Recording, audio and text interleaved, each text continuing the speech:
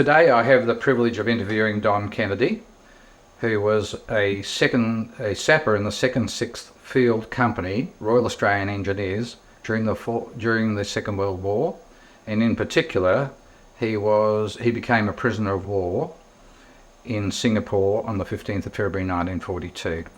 Don, thank you very, very much for agreeing to do the interview. I wondered if you might start by just telling us where you were born, your year of birth, where you went to primary school and the high school. I was born in Leonora, and on the 11th of December 1918. And my father owned a cattle station 25 miles out of Leonora, where I lived my youth. And unfortunately, he got high blood pressure, had to move to a cooler climate. They had to sell, which is unfortunate because it was a bad time to sell, a good time to sell as far as he was concerned. But of course, the Great Depression followed immediately afterwards. Yes. And the property he bought at Wandering, big property there, because Wandering, as you know, is cold, yeah, good place to be. But it's a long story and probably got no relativity to what I'm supposed to ask you. Well, it is interesting, but maybe when did you enlist? Do you recall the date you were enlisted in the No. Army? They brought a recruiting train up from Kanburi to Leonora, doctors and everything on it, and we had warning it was coming, so people ones that intended to join up went in that day. I was 90 miles out from Leonora. Came in and I passed medical, and that would have been 1st of August 1940. Oh, yeah, okay. So where did you enlist? Was that done in Leonora? In Leonora, yeah. Okay. Then where did you go for your training? First up, the Claremont Showgrounds. Yes. But only for a short period. Then we went to Point Walter. Yes. I was roughly, I think, about 1 month. Yes. And then went to Northam. And we stayed in Northam until they formed the Second Six. Yes. Once that was formed, and we were all together. And so then we went to, of all places, the Ascot Racecourse. Yes. And lived in tents. And we stayed there until we sailed. Really? So when did you actually do your training as a sapper? Then we were training the whole time in Northam, in Northam and in Ascot. Yes. So I take it that somewhere during 1941 you went to Singapore, did you? Or maybe I'll ask you, do you remember the name of the vessel you went on? It was Zealandia. Yes, yeah. So I think they went up in 1941. It's Singapore. Yes. 41. Well, it was May, I think, when we went about, but it probably was 41. Yes. Yeah. And did you stay on Singapore Island, or did you go on to the Malaya? We went to Malaya. Yes. And built a camp there. Yeah, do you remember where that was? POPW. No, no, that's a long way out. That's a long way out, yeah. And it was only about 3 miles over the causeway. Oh, Johor. Yeah, yes, yeah. And did you go any further north than that at any time? Only supplying our bases. Yeah. See, we had camps at Mersing, and the capital now, Kuala Lumpur? Kuala Lumpur. Yeah. And we had big semi-trailers. Yes. Which had bridging equipment on, but we used to unload that and take all these supplies up to our bases. Yes. Depots. Yes. And do you remember, like the Japanese landed in Perth in early December 1941, and then they started advancing down the mainland. What was your role as an engineer during the going to build bridges? A very badly run thing it was, hopeless. Yes. They'd tell us right, load all the, we might have to make a bridge. So we loaded all our bridging gear, and we had bloody big semis, loaded to the sky, and we'd go up 15, 20 miles, and we're somewhere where we couldn't turn around. They'd say retreat. This was the pattern of the whole of the Malayan campaign, was to move up into position and retreat back here. And say, you read that book with 1/13th of an elephant. 1/14th of an elephant, yes. Yeah. Yes. Yeah. I mean, it was a very well written book. Yes, I It was agree. a shambles. I mean, why did Percival surrender so early? Yes. I mean, the whole units were intact still, thousands of them. Yes. Yeah. Yeah. They never understand. So I might as well stay at home. Yes. What was the name of the commanding officer of your unit? The Colts. Lewis, He was a major or a colonel? a major. Uh-huh. And, And was he an engineer, a qualified engineer? oh yes, see, you could be a civil engineer and you automatically became a captain or a major by Yes. joining the engineers. Yes. Same as a doctor. Yes. See, that was automatically a captain. Yes. Yeah, I understand. Now, once when you actually pulled back onto the island, do you know where you were? Farstone Park. Uh-huh. And were you doing any demolitions? Were you blowing up bridges Oh, to yeah. try and impede They had the... all the bombs and things in the world, but we never had a chance to use them. Didn't you, really? Yeah. And you remember the day that the capitulation took place? The what? When we surrendered to the Japanese, do you remember actually that day? Do you remember that day? It was the 13th, wasn't it? No, 15th. 15th of Feb. 15th that day. The siren, all the ARAWA siren on the island blew, and we wondered what was going on. Yes. Discovered that Percival had surrendered. Yes.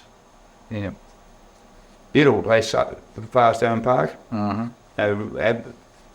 Absolute luxury, everything was. And we dug up the lawn, the stick trenches, and God knows what. The thing that annoyed me there was there were more Japs on the island than Finnish than there were Malays before we got there. And infiltrated slowly over the years. Yes. And you'd have people in the house talking and going on. You didn't know where to throw grenades through the window, and in case it was an innocent family. Yes. It was a hopeless setup. Yes. Didn't know who to fire on.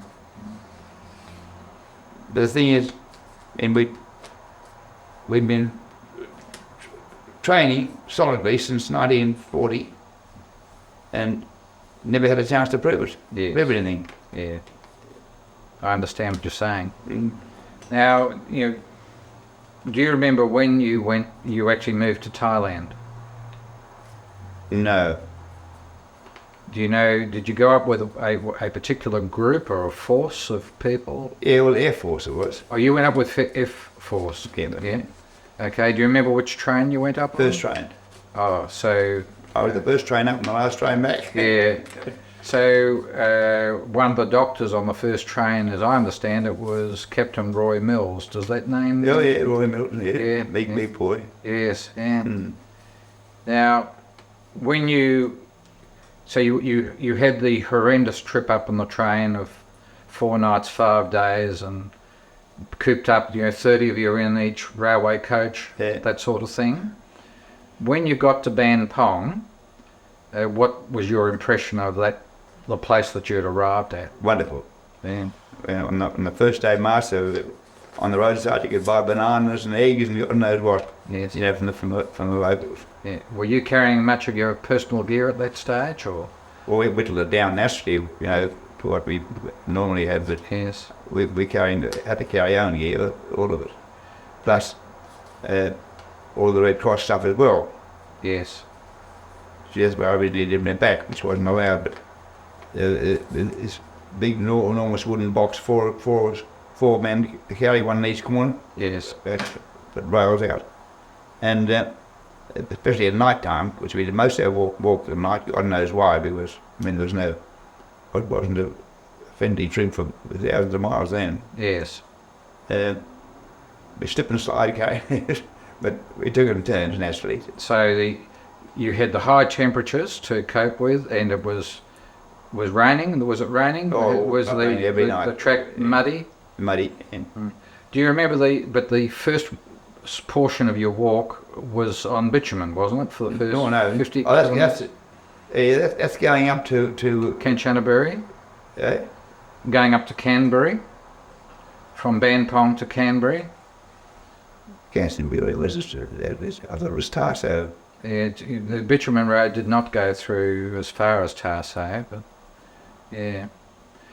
Do you remember at any time having to cross a river? River. Yeah. Every 2 days. Yes. Yeah. But a big river. Yeah, what big rivers there Yes. too. Yes. The shortage of water there. Yeah. Now, when you were marching up, do you know how many days or how many nights you marched for? Or? No, I don't remember how many days. I would say about 14 or 15 probably. Yes. Some people say 2 to 3 weeks, so that would be about right. Mm-hmm. Now, do you know the names of any? You've already mentioned Tarso.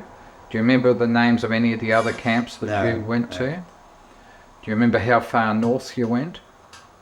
187 miles, I believe. Did you? Yes. Now, you mentioned to me when I was speaking with you on the telephone that you ended up working with 3 or 4 other sappers, Yeah. doing survey work. Yeah. What was the name of your fellow sappers? Peter Pell, Kelly Smith, the third one I can't remember now, and Jack Dixon was the surveyor. And he was from Kalgoorlie. Yeah. Yes. He'd done all of the underground mine surveying. Yes. So. But what amazed me was the way he could find these wooden pegs. Mm, You know, impenetrable jungle in front of us, and with our axes, we had to clear a passage like further. Lo and behold, after 3 or 4 of these 100-yard stints of letting clearing the jungle so they could see further, lo and behold, there's a peg. Really? Which to my mind was amazing. And were these really old peaks They're from the the old previous pegs, surveys? but they're in the 1800s, Yes. Yeah. late in the 1800s, yeah. It's incredible. Yeah. Mm. Now, the Jap who you had with you, was it an officer or? No, I use a sergeant from memory. And was he a surveyor in his own right? No, I don't think so. How would he have known whether you were doing your job? Perhaps, well, he may have been a surveyor. Yeah. But I don't know. Yeah. Perhaps he probably was. But Yeah. Now, where did you get your food? When that's you were another doing thing. When we got it, it was hit and miss system with an elephant come down the opposite direction. Yeah, it was rationed on for the Japanese. Yeah, and we did get our supplies from that. Yes, yeah. So you were living with him. What sort of protection did you have to live under, to sleep under?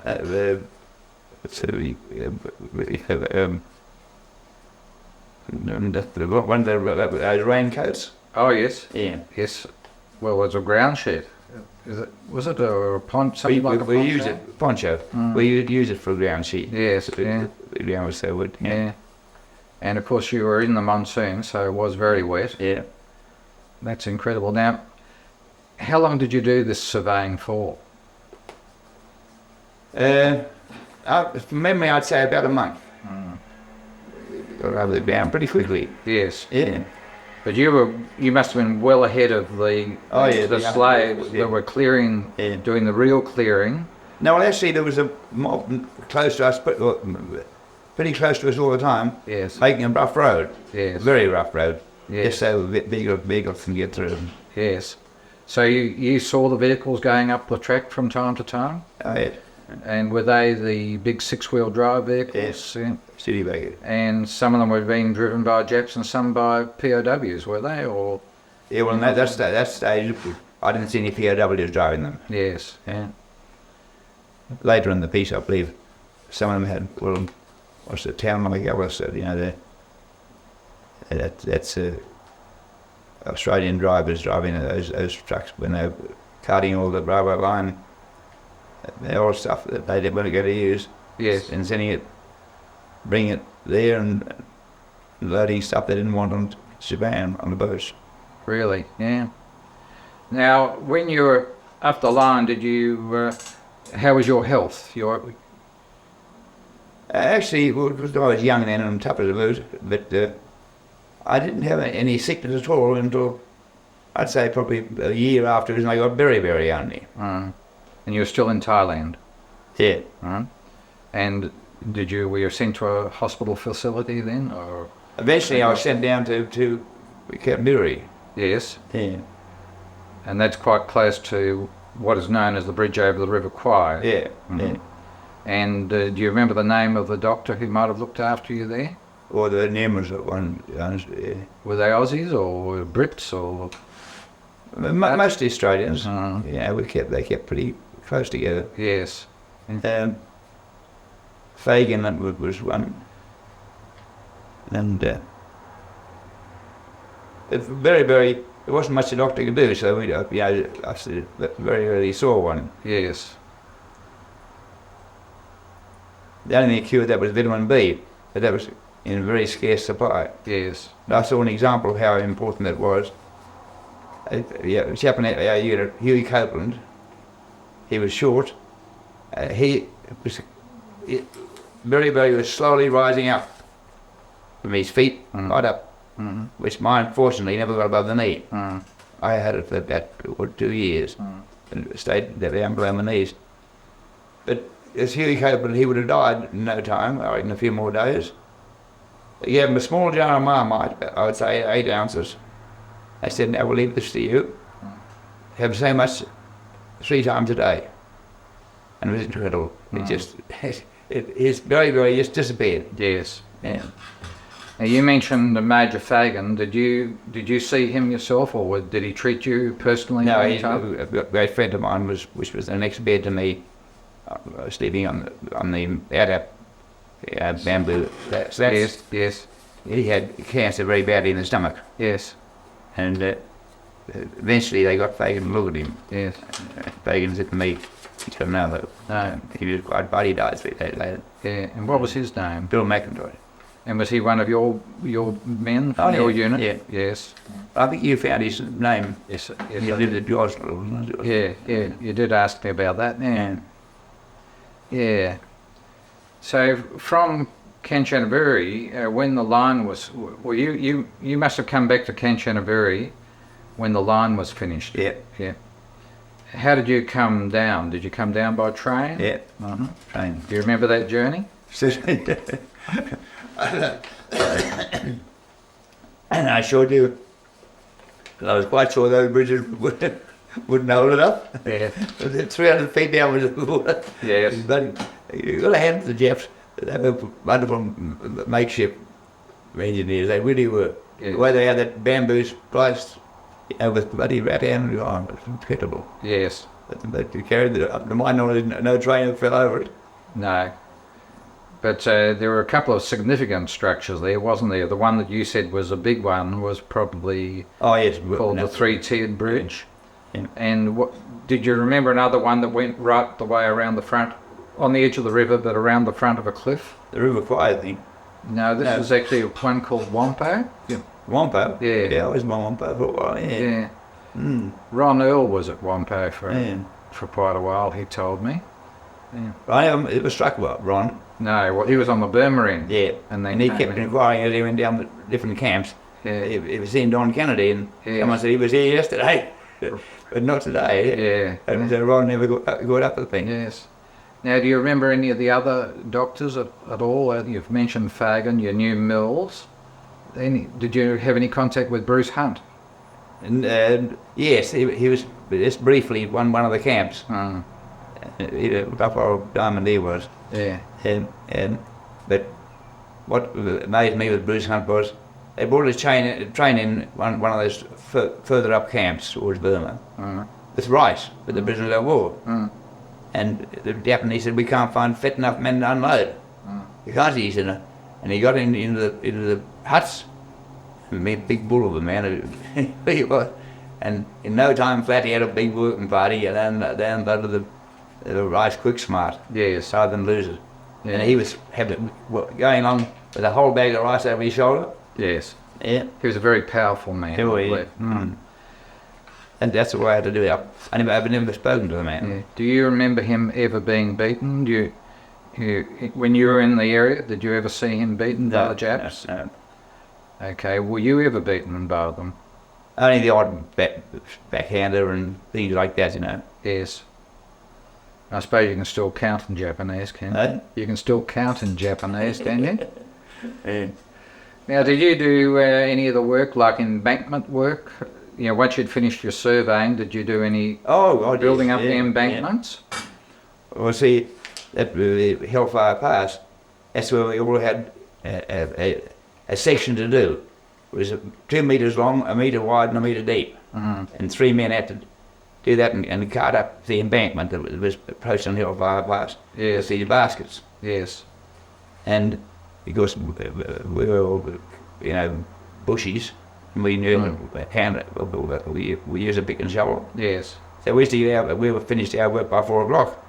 So then we go and help some of the, you know, sick of oath. The other chaps. And of course the Japs then woke up. We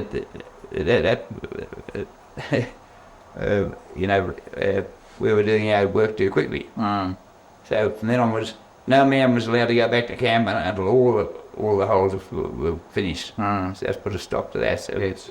we had to help. Did you do hammer and tap at any time? For blasting, no. Yeah. And what about pile driving for bridges? Did you ever do that? But pulling up by hand, yeah.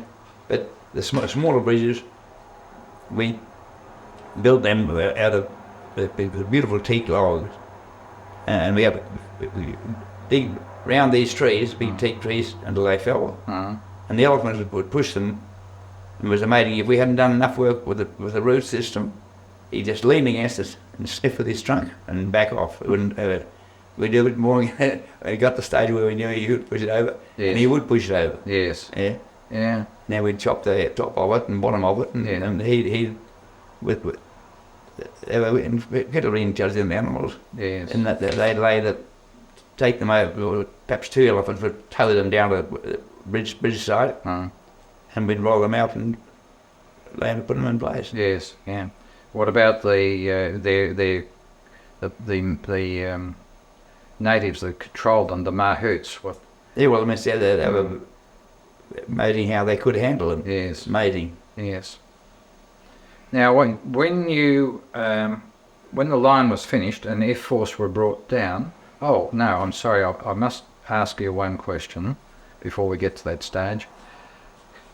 You mentioned that you, when you were going up the line, you were in close proximity to Major Roy Stevens. Yeah. Are you able to tell me anything about him? Now, well, he walked with us every day, every night, mainly. And what I felt sorry for him was he was exhausted like we were.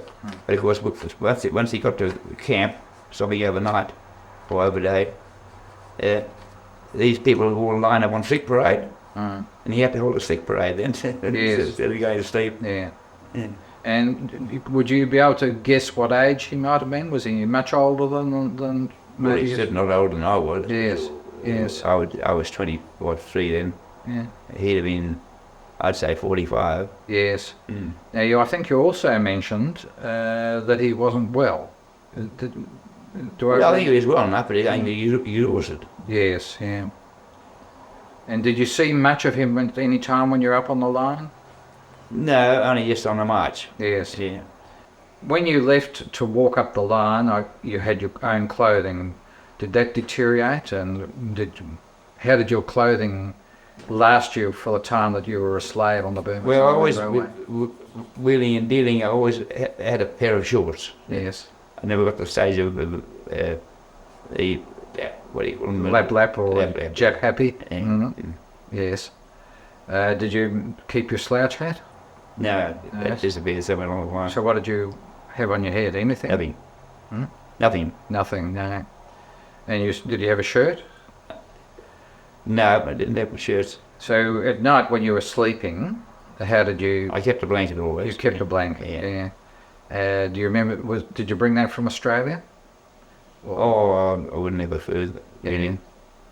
You know, there were so many stops and starts. I don't know had one along the way, or there was the original one. I remember. Yeah. How about your boots? Other boots went long ago. Yeah. So Bare feet. bare feet, really. And better in the mud anyhow. Yes. Yeah. And did you ever get tropical ulcer? A very small one there. Mm-hmm. About the side of a 30-cent coin, I think it is. There's it. Yes. Yes. Yeah. Yeah. Luckily, it never got any deeper, Yes. which other people upset. So one day they have a thing that size, next day it'll be that size. Yes. Yeah. And they used to scrape them with a sharp spoon. Uh, uh, And Nan was a doctor. yeah. Yeah, he was used to do the amputations. Well, Dan was back in Singapore though. Eh? Major Nan was not on the line. He was down in Singapore. Well, it wasn't on the line, wasn't he? No. Must be Fagan then. Fagan certainly did them. Yeah. He did quite a number around Kanburi or Canberra. Yeah. But Nan, of course, was a West Australian, and he stayed in Singapore the whole time. Yeah. But did some good work down there. Yeah. Yeah, he was renowned that he could take the appendix out and leave a scar big in the width of that matchbox. Yes. Yeah. Well, it's a nice way to establish a reputation, isn't it? In Chicago, but the Changi, that was that. Yes. He was operating in Changi. Yes, yeah. Now, do you remember when you came down from after you'd finished on the line, and you'd come back by train, and you'd come back to Kanchanaburi, or as it was called then, Canberra, and the pressure was off. Do you remember any sort of entertainment or concerts in that Not there, in that area? None at all. No. Did you go back to Singapore fairly quickly after you came down Yeah, there? very quickly, yeah. Mm-hmm. And when I got back to Singapore, I weighed 70 pounds, which is 5 stone.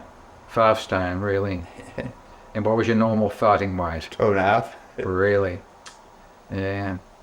And did any of your mates, were any of your mates in Singapore that hadn't gone up the line? Oh, I would yet. And Lots of them. Did they recognise you? Well, I first in. Yeah. So when you got back to Singapore, what happened to you there? Did the Japs have you on any work parties there? Oh yes, yeah. That's where we made a bit of money on the side. Yeah. And we played a job called Tea Party, working in a garage, putting trucks together, engines together. Yes. And that was wonderful.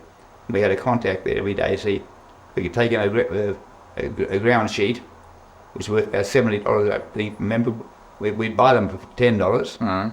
and if they didn't get caught taking them in or out, it was very good. Yes. And we were the honest ones. There's 2 of us, Kelly Smith, myself, and another one. But the officers were that fountain pens and wristlet watches were the easy things to handle. Mm-hmm. But we hide them. But of course the officers were being taken down. The Jap would say, no, the bloody Jap found it and took it off me. Yeah? Mm. But then they realised we were the honest ones, Mm. and we had an endless supply of fountain pens and watches as well. Yes. Yeah. Yeah. So did you sell them virtually on commission for your mates? Yeah. Did you? And who'd you sell them to? The Chinese or what? No, yeah, the Indians were good. The Chinese were good too. They were Yeah. honest, very Yes. honest. Yes. They had an Indian driver Mm. driving the truck that we used to take to work every day. He had plenty of contacts, Mm. and he was honest about to deal with too. So where were you actually living when you were in Changi. Singapore? In Changi? In the Changi. prison or in one of the huts around the Well, prison? both. Mm. In the prison for a start, Yes. and then one of the huts around the outside. Yes. Yeah. It was recorded that when Roy Stevens got back from the line and he was in Singapore, one of his fellow doctors was just amazed at how skinny he was. You know, must have been like you, 5 stone. And he picked him up and carried him to the quarters. Oh yeah. Yeah. And What would you describe as the worst event that you experienced with the Japanese? Well, they've been taken prisoner was the worst. Stuck in my craw more than anything else. Yes, and what about an individual Japanese who probably did something really bad in your mind or dreadful? No, if you used your common sense, we got on well, you know, with them. Yes. Well, we could expect, put it that way. Yes, it has been said to me by some other people that if you were sensible, you could keep out of trouble. Yeah.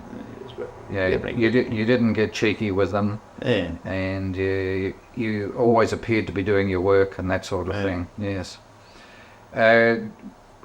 Did you ever experience a Jap who you would regard as a good Jap, someone who was quite reasonable? Yeah, definitely. Is there any particular incident that illustrates that? No, not but see, the whole thing is, when we got back to Singapore and we had some of these work parties, ain't the Japs were fighting, they had so many prisoners of war there that they didn't want to stir them up too much, put it that way. And we had a lot of storekeepers and school teachers even as guards. Yeah, reasonable men that I think that was the reason why. That, you know, having had so many prisoners all there to handle, they thought, well, softly be the approach. Yes. So we worked in the Alexander Hospital for a long time. And we used to march there from River Valley Camp every morning and back at night. Yes.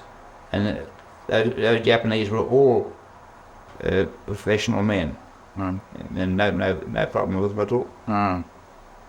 Did you ever work on the wharves or on the airfield? Oh yeah, in the wharves, yeah. Well, the airfield was, I didn't work, and that's my initiation introduction into war. Then we were making roads there so they could hide the fighters in the rubber plantations. And 27 bombers went over. Yeah. And I let everyone on top of my head, I'm sure. Yes, yeah.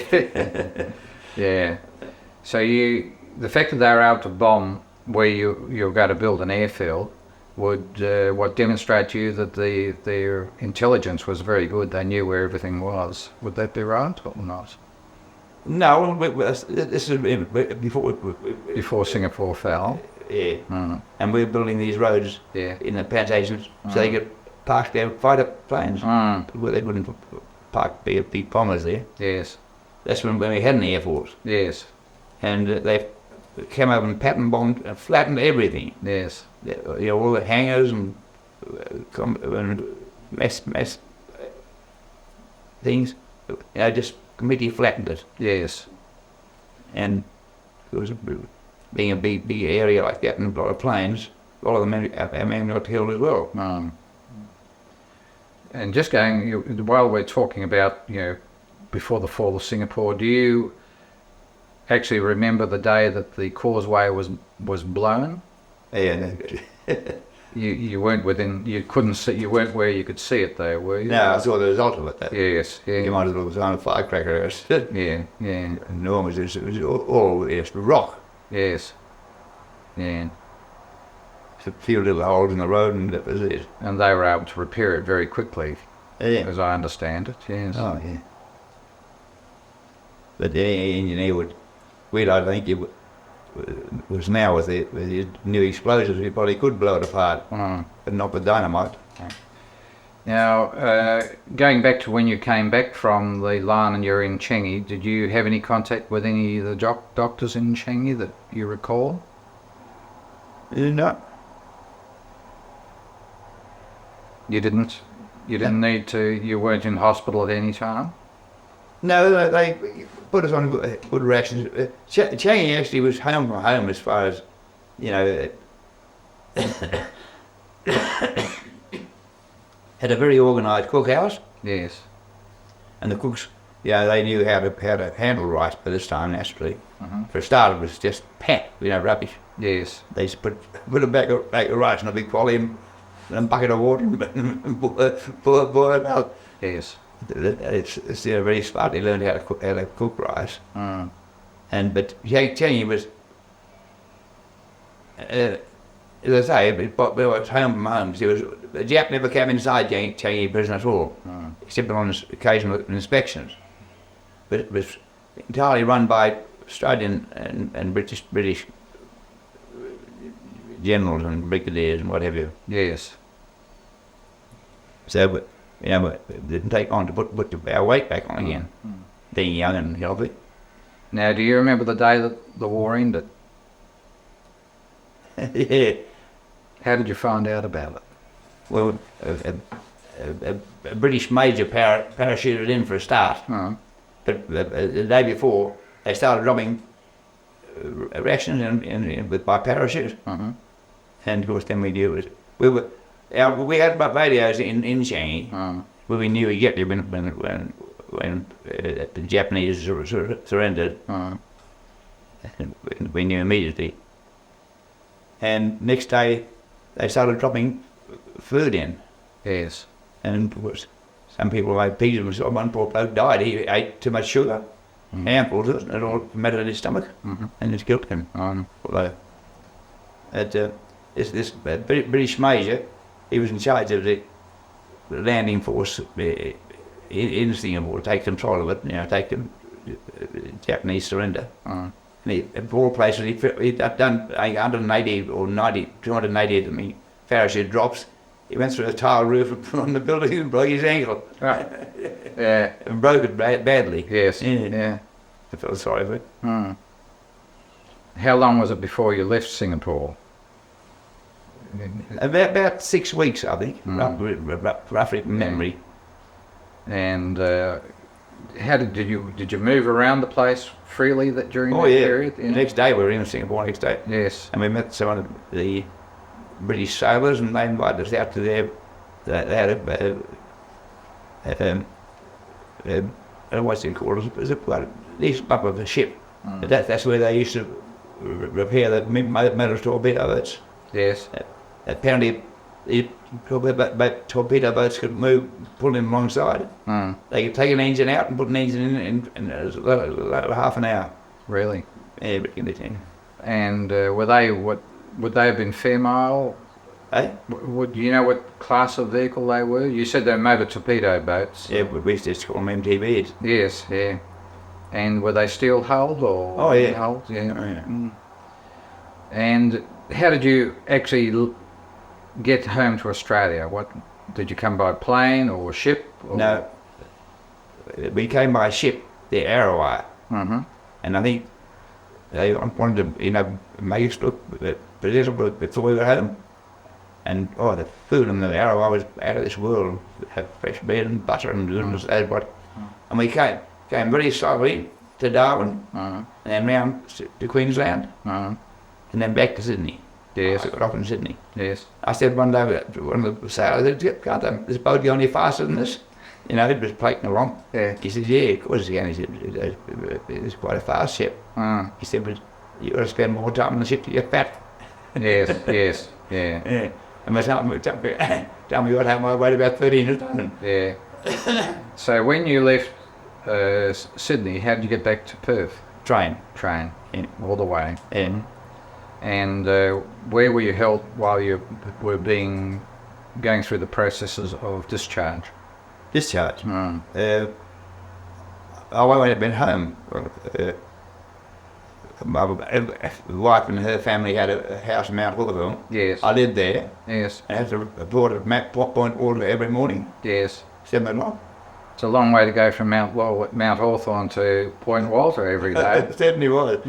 3 train changes. Yeah. And a bus. And a bus. And the last one. Yeah. Have to get about 5 o'clock. If you didn't go there regularly, you didn't get discharged. Yes. Yeah. But some used to hire a taxi, and the taxi roar in on the parade ground, and the bloke would fall out. Just still half full the night before. Yeah. And present, sir. Yeah. And you get back in the taxi and you go. Go off again. Yeah. And whereabouts in Mount Hawthorn did you live? Kalgoorlie Street. Oh yeah. What number? 25 by if I remember. I will probably come back to that later. And once you did have your discharge, what occupation did you undertake for the rest of your life? Farming. Yes. Yeah. Where was that? next door up here. Oh, really? Waitanui. Right here. Mm. Yeah. Well, it was a timber mill I went there. Yeah. They wanted a bush boss. Yes. And so I went there. The only tree I'd ever seen before was a mulga tree up in the Murchison. But anyway, I got the job. And I stayed there until the mill closed. I went to the mill closed, and the owners of the mill, they had a mill at Boyabrook and one at Harvey, one in Mundaring, one here. And you want the date of my discharge? Yes. 7th of January 1946. Yeah, so we got that, the 7th of January 46. Thank you, Helen. Yeah. And when the mill ran out of timber and closed, they said to me, we just stay on and turn this into a farm. Yeah. Well, nothing pleased me more than that. You know, so they bought me a D8 dozer, to try to get in, and it ended up a beautiful farm, 2,500 acres. And towards the finish, we were shooting 12,000 sheep a year. A lot of sheep this close to Midland. Yes. Yeah. Very convenient. And so I had a wonderful life. All the kids were born there. And Yes. and Now, I hadn't picked up the point, but you were married before you went away to the war they were engaged. and engaged. We got engaged to my future wife, Yes. and never saw her again for 5 years. Yes. Yeah. It must have been hard for her because she. Well, she joined the MIs. Oh, did she? And the army itself, yeah. Really? Oh, that's marvellous. And did she go to reunions with her fellow females No. after the war? No. In fact, there weren't a lot of WX girls there, really. Yes. And was she in WA or did she go elsewhere? But she went to Meriden for a long time. Yes. On the switchboard. Yes. Yeah, in Meriden. No. She was too young. She wanted to go to New Guinea. Some of her friends went to New Guinea. Yes. She wasn't allowed to go because she was underage. Yes. I think they didn't take him for 20, I think, yeah. And how long do you have any idea how long it was before she first knew that you were maybe still alive and a prisoner of war? Was he? I was a prisoner of war because we should occasionally have a card. You could send a card out and you get a card in. Yes. She knew I was a prisoner of war, but didn't have the clue whether I'd survived the remaining 3 years or 2.5 years. Yes. She hurt last until after the surrender, and they, issued a statement in favour. Yes. Yeah. And what year did you get married? January 46. 46. Right around the time of your discharge. Yeah. Yes. Oh, that's lovely. Well, Don, I have to say I'm terribly grateful to you for the opportunity of interviewing you today, because the stories that people like yourself have to tell are quite unique. And I think it's incumbent on us to let young people understand just what some people went through during the war. Yeah. Maybe they might be inclined to try and avoid wars in the future. But thank you so much. Yeah.